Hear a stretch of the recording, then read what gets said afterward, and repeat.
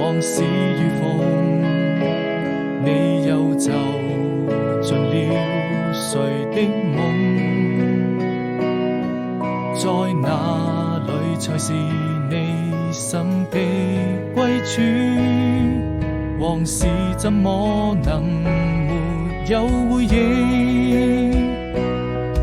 當碰見的雨落，回憶着你的笑容，不管是什麼言語都不能形容。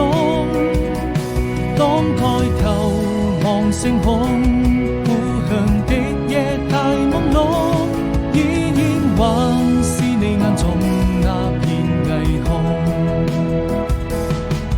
擁多少個四季，等到來年的春意，陪你聽風聽雨，落了幾聲嘆息，看多少場風景，是誰牽動着真心？生命中每個人相聚又別離。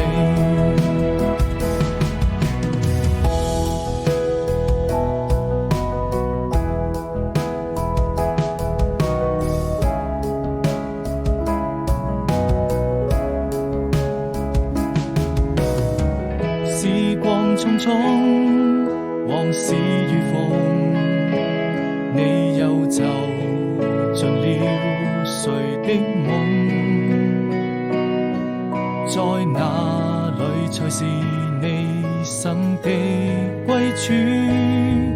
往事怎麼